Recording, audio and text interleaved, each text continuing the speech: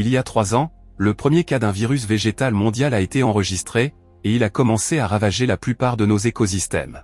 La consommation d'aliments infectés par le virus provoque de graves maladies auto-immunes, et la disparition de la vie végétale a réduit la quantité d'oxygène dans l'atmosphère à 10%, ce qui a augmenté le nombre de catastrophes naturelles dans le monde entier.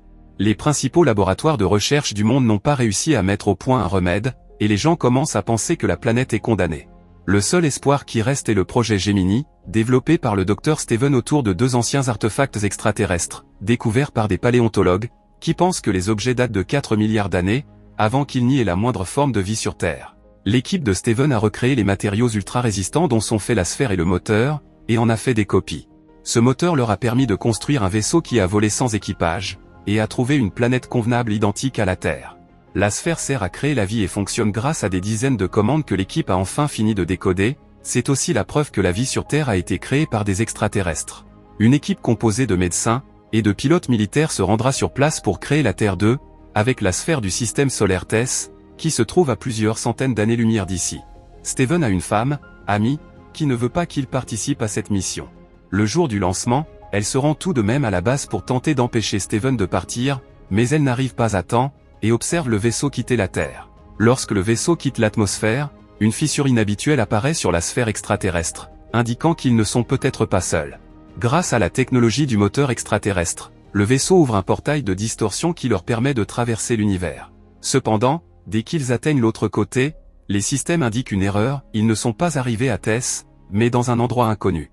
Steven met la faute sur l'ingénieur Peter, qui aurait fait une erreur en entrant les coordonnées, et il est donc relevé de ses fonctions pour le moment. Quelques instants plus tard, alors que Steven se repose, il ne cesse de penser à Amy, mais aussi à la première fois qu'il a activé la sphère, ce qui lui a permis de voir une forme humanoïde bizarre qui a rapidement disparu. Par la suite, Steven demande à l'équipe d'essayer d'établir la trajectoire du saut pour savoir où ils sont, mais c'est impossible car toutes leurs données sont brouillées, comme s'ils s'étaient déplacés entre la 3e et la 4e dimension. Pendant ce temps, Peter quitte son bunker et s'empare d'une des caméras de sécurité afin de pouvoir inspecter la sphère seule. À ce moment-là, l'ordinateur annonce que quelqu'un a ouvert le sas de réparation, et qu'un objet non identifié s'approche. À la stupéfaction générale, il voit soudain un Peter congelé flotter à l'extérieur. Le docteur David pense que Peter a mis fin à ses jours parce qu'il ne pouvait pas vivre avec son échec, mais le docteur Leona refuse de le croire parce qu'elle connaît Peter depuis 8 ans, et qu'il n'était pas ce genre d'homme.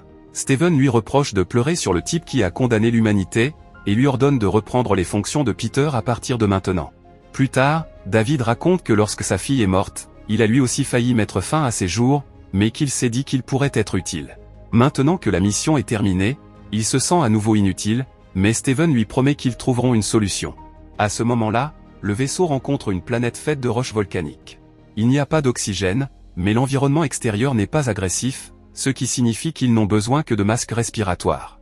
Steven pense que c'est l'alternative parfaite pour poursuivre leur plan, et est impatient d'atterrir, mais le capitaine Ryan l'en empêche, soulignant qu'ils n'ont pas encore fait un examen correct de la planète, et que Steven risque donc imprudemment la sécurité de l'équipage. Steven s'en moque, et rappelle à tout le monde que c'est lui qui décide. L'équipe se rendra à bord d'une navette, tandis que l'officier Richard restera sur le vaisseau mère. Dès que la navette se rapproche de la planète, ils rencontrent une tempête très agressive, et doivent donc activer les propulseurs de freinage pour ralentir leur chute. Ce qui consomme tout leur carburant et les empêche de revenir, mais c'est leur seule chance de survie.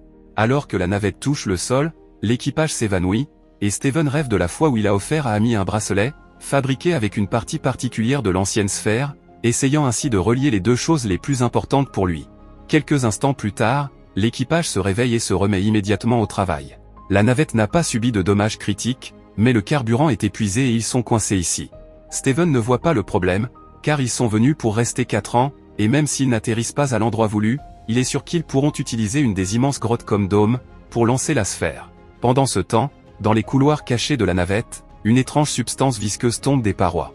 Dans le vaisseau mère, Richard inspecte les autres pièces, et trouve cette substance ainsi que la caméra manquante.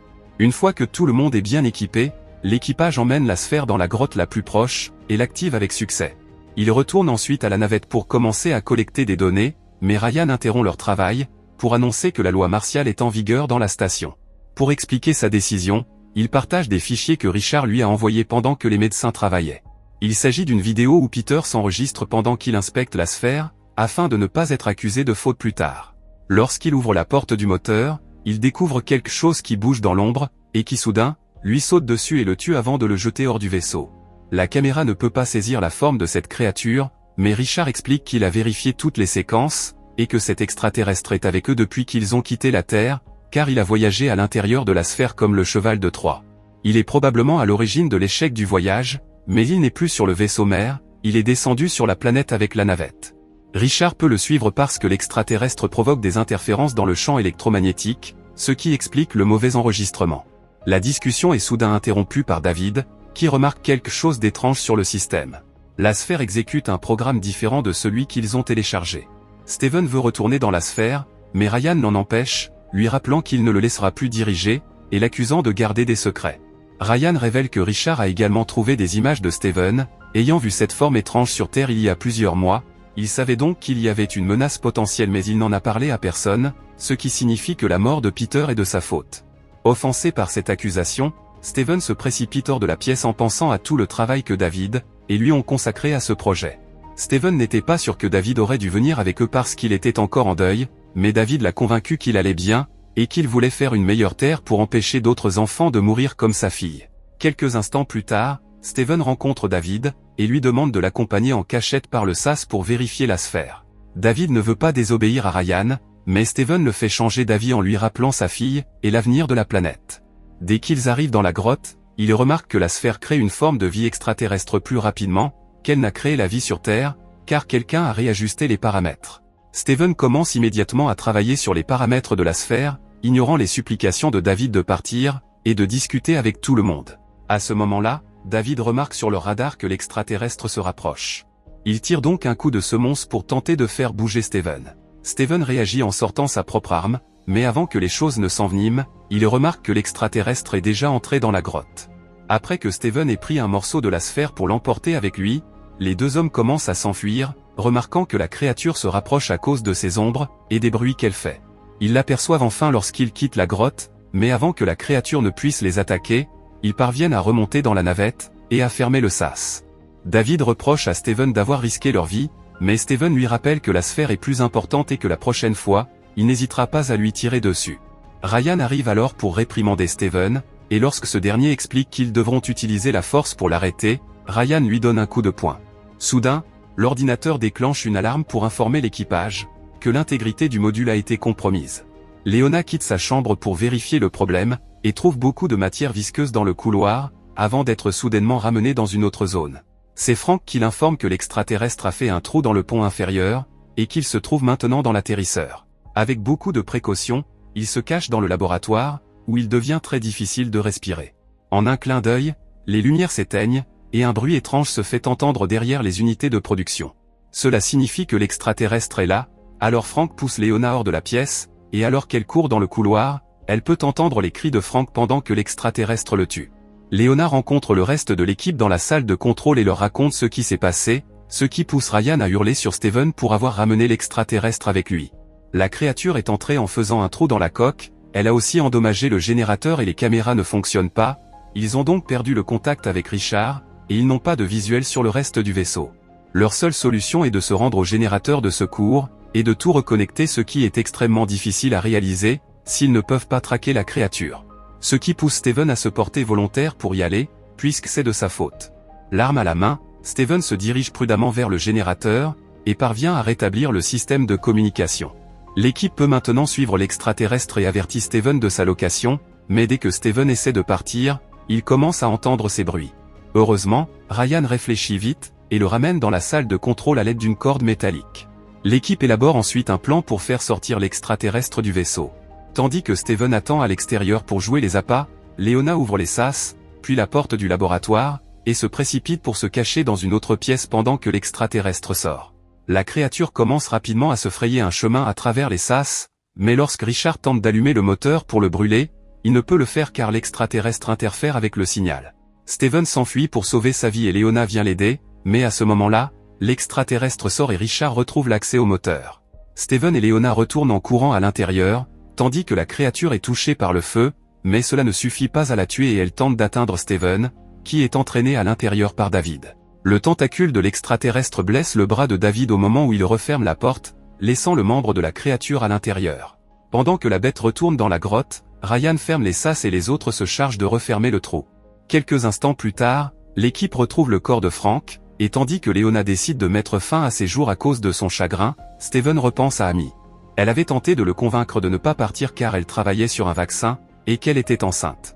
Ce qui n'a pas suffi à retenir Steven, car il considère la survie de la Terre étant plus importante que sa vie personnelle. David se rend au laboratoire pour faire panser sa blessure, et Steven apporte le tentacule pour l'étudier. Il découvre que la créature est un biorobot, fabriqué à partir du même matériau que la sphère, ce qui signifie que l'objectif de la sphère a toujours été de fabriquer ces bêtes. Steven informe David que le tentacule l'a infecté avec une bactérie dotée d'un mécanisme de défense très puissant, ce qui signifie que son sang détient désormais la clé de la fabrication d'un vaccin, pour sauver la Terre. Dès que Steven fait une incision sur le tentacule, les lumières se mettent à clignoter, et il se souvient de l'image qu'il a vue sur Terre. Ce qui signifie que l'extraterrestre est un transpondeur, et que c'est ainsi que sa race colonise les planètes. Steven décide qu'il faut tuer l'extraterrestre, et rétablir les paramètres de la sphère, mais Ryan l'enferme dans le laboratoire, et lui dit qu'il est en état d'arrestation pour avoir mis la vie de tout le monde en danger. Ryan lui fait remarquer que les vies sont sacrifiables pour Steven, et David est d'accord, disant que Steven veut seulement jouer au héros, et qu'il ne s'est jamais soucié de l'humanité. Steven se souvient alors de sa dernière dispute avec Amy, qu'il accusait d'avoir un complexe de sauveur avant de jeter son bracelet. Steven continue ses recherches au laboratoire, et obtient une théorie que Richard confirme en vérifiant les carnets de voyage, qu'ils n'ont pas fait d'erreur. Ils n'ont pas voyagé dans l'espace, mais dans le temps. Ils sont toujours sur Terre, mais 4 milliards d'années dans le passé, avant que la vie n'existe, et la sphère clonée qu'ils ont apportée est la même que celle que les paléontologues trouveront plus tard dans le futur. Ignorant le fait que la blessure de David s'aggrave, Steven s'enthousiasme lorsqu'il réalise que le fragment de sphère qu'il a saisi plus tôt, est le même que celui qu'il utilise dans le futur pour fabriquer le bracelet d'Amy. Et il entreprend d'écrire un message dessus, pour apprendre à Amy comment activer la sphère qu'ils ont laissée derrière eux. Pendant ce temps, dans le présent, Amy se présente au laboratoire de Steven tout en essayant de gérer la nouvelle de l'échec de la mission de l'équipe. Soudain, Richard apporte des nouvelles inquiétantes à Steven, Ryan prépare des explosifs pour faire sauter la sphère, et a éteint sa radio pour éviter les plaintes. Steven demande à Richard d'ouvrir le sas pour qu'il puisse sortir, et dès qu'il trouve Ryan avec les bombes, il commence à expliquer qu'ils peuvent établir un meilleur plan que ça. Leur conversation est interrompue par un coup de feu, qui tue Ryan à l'improviste, c'est David. Il s'est échappé par le sas, et est devenu dérangé à cause de l'infection, ce qui lui fait penser que l'extraterrestre l'a choisi, pour l'aider à arranger les choses, car les humains sont juste un dysfonctionnement de la sphère. Steven lance le Rubik Cube de Leona contre le mur, pour distraire David et lui tire dessus, ce qui pousse David à s'enfuir, blessé. Ensuite, Steven active la bombe avant de sortir pour lancer une fusée éclairante, afin d'attirer l'attention de l'extraterrestre. Steven fait en sorte qu'il le poursuive jusqu'à la salle de contrôle et l'enferme, mais alors qu'il court dans le couloir, David ouvre le feu sur lui et le pousse à se cacher. À ce moment-là, l'extraterrestre enfonce la porte et s'approche de Steven, qui parvient à s'en débarrasser d'un coup de feu rapide. L'extraterrestre poursuit Steven qui commence à s'enfuir, et lorsqu'il revient dans la salle de contrôle, il tombe sur David, qui tente à nouveau de le tuer. Son action est stoppée par l'arrivée de l'extraterrestre qui le tue en premier, ce qui permet à Steven de s'enfuir de la navette juste avant que la bombe n'explose, et tue la bête. Steven s'évanouit quelques secondes à l'extérieur, et est réveillé par Richard qui tente de contacter quiconque de vivant. Richard veut venir le sauver, mais la tempête est trop forte et Steven lui dit de rester en arrière, pendant qu'il retourne à la grotte pour utiliser la sphère. Pendant ce temps, dans le présent, Amy retrouve son bracelet, et remarque enfin le message, elle l'utilise donc pour activer la sphère. À ce moment-là, le mari et la femme se rencontrent à nouveau dans une fusion du passé et du présent, et Steven se dépêche de partager la formule du vaccin avant d'exprimer son grand amour juste au moment où la connexion se termine. Steven meurt dans la grotte à cause du manque d'oxygène, et Amy pleure lorsqu'elle comprend qu'elle est désormais veuve. Le vaccin a permis à Amy d'élever un bébé en très bonne santé, et d'aider la Terre à devenir un endroit meilleur. Abonnez-vous pour plus de vidéos comme celle-ci, activez la notification et laissez un like pour aider la chaîne. Merci d'avoir regardé.